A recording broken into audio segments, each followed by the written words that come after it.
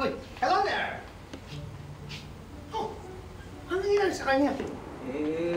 Inumpirma po kasi ng agency yung sinasakyang barko ni Kuya Gary sa stage ng mga pirata. Anong gagawin natin? Alam mo, kailangan gawin dyan. Kailangan tumawagin yung agency ulit at tanungin sa kanila kung papadala nila si baby sa Morocco.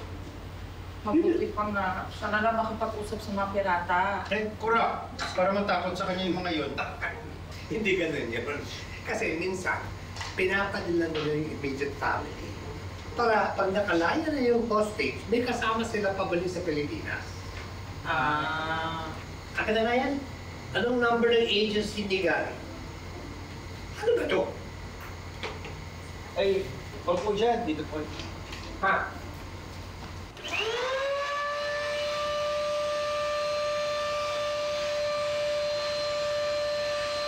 Hello? Hello, yes. Wait, ha? Excuse me. Hello? Ito mo namin yan. Ako eh. Ako, sir. Sensya na po. Sir, baka hindi ko kami umabot sa oras. Huwag mo makipag-usap dyan.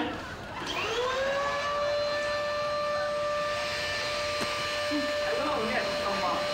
Tumigil ka, magpa-edit ko yung mukha mo. Hoy! Tingin nyo na! So, anong gagawin natin ngayon? Anong gagawin ninyo? Mawa naman, no?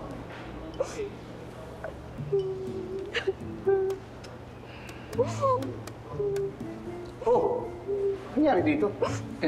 Si Sir Pat kasi. Saway ka ng saway sa amin, yun pala... Anong ginawa mo, ha? Wala. Anong wala? Ba't umiiyak to?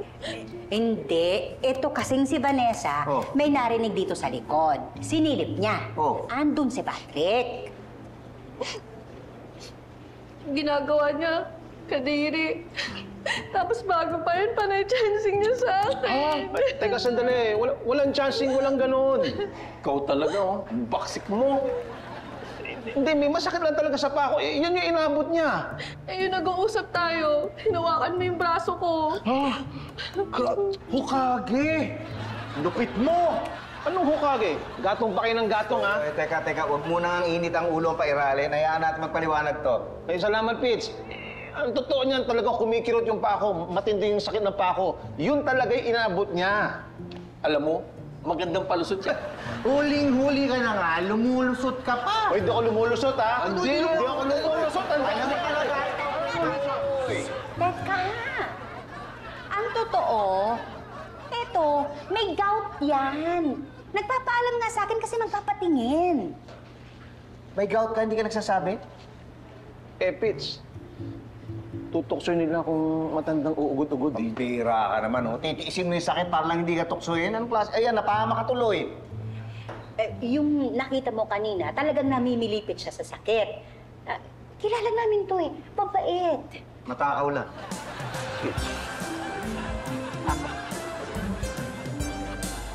Hello, Nay.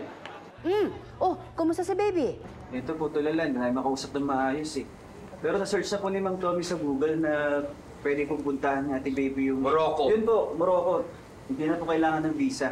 Eto, alam ko, yung passport ni baby nasa kwarto lang nila, ha? Kunin mo yun, anak. I-book mo na siya ng flight. Balikan, ha? Sige, Nay. Nay, wait lang. Okay lang ba? Mag-isa na sa Ate Baby. Baka doon niya kayanin yun. Kakausapin siya. Nay, kausapin lang po. Hello, Elsa. Alam mo, may business deal rin ako dun sa Europe and I have to travel to Europe. Kung gusto mo, ako nang sasama kay baby kita Morocco. I'll make a side trip there. Sigurado ka?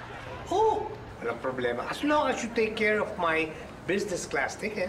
Business class talaga? That's the way I travel there. Oo, sige. Sige na, sige na. Sige. Okay. Salamat. Oh, baby. Maganda ka na. Aalis tayo papuntang Morocco.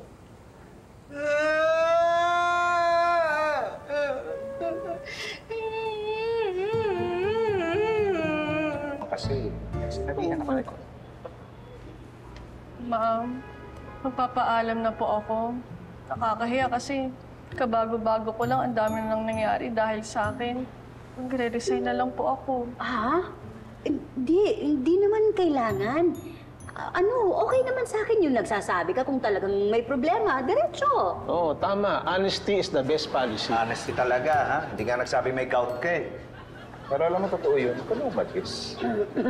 Sabi niya. Sabi mo, diba? Talaga po? Salamat po ah. Buti na lang dumating kayo. Kailangan na pala namin umalis. Alsa tayo, di ba? Ha? Oo. Kailangan na naming umalis. O ikaw, patingin ka. Pasama ka sa asawa mo, ha? Ayoko. Sa acupuncture ako dadali noon. May tusok-tusok yun. O, sige, dito ka na lang para mapahamak ako. Sige, sabay na ako sa Hindi ka na. Kunin mo na lang yung mga gamit ko, ha? Sumunod ka na sa kotse. Opo. Bye-bye, bye-bye. Be, buti naman pumayag ka na. Oo, napahamak ako dito sa gout ko eh. Huwag mo na kasing pagtititignan niya mga picture na yan. Ang isipin mo na lang, pagkatapos itong session mo, magiging okay na yung paa mo. Oh, sige na. Okay na. Oh, di ba? Huwag ka matakot. Mr. Generoso Patrick. Oh, welcome back! Ready for your treatment? Ready na. Samahan mo ako. Para naman bata, oh. Pwede ba, Doc? Sure. Oh, sige. Let's go, Halika follow na. me. Teka, wait. Yung bag ko. Kadandahan lang. Relax ka lang, Be, ha? Okay. Let's start.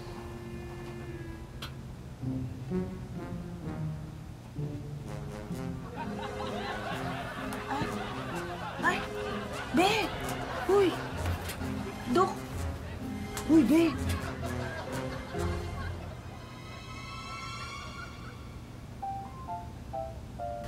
Ano, Be? Kamusta? Ano na nararamdaman mo? Okay naman.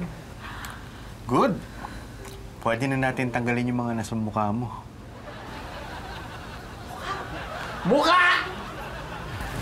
Ay!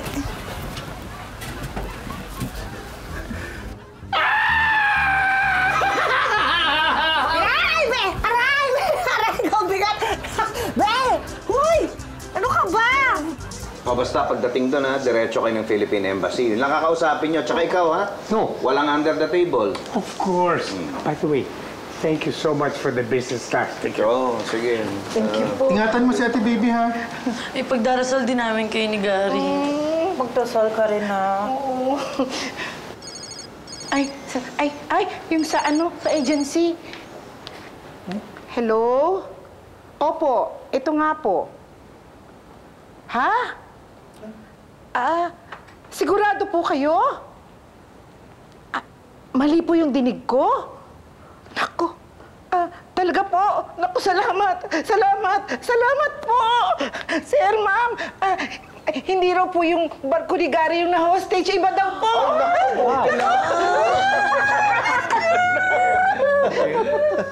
Naku, mabuti naman. Di ba paano? Safe na yung asawa mo. O makakahinga ka na naman luwag niyan. Opo, at saka po, sir, hindi na po namin kailangan umalis. Uy, What? anong what? Maasa ka, alis pa rin kayo? Wow, I have a business class ticket. Sayang naman to, no? Oo nga naman. Ay! Tayo na lang umalis! Ay! Marhosoy! Ano ka? Maroko! Isa sa pinakamahirap na ibigay sa iba yung tiwala. Hindi kasi siya noodles Hindi siya instant. Kailangan may pagdaanan mo ng isang tao para may pakitang kahit ano mangyari ay hindi ka niya lolokohin at hindi ka niya ipapahamak. Kaya kung gusto mong magkakuha ng tiwala ng iba, sana meron kang magandang intensyon na kaya mo pangatawanan.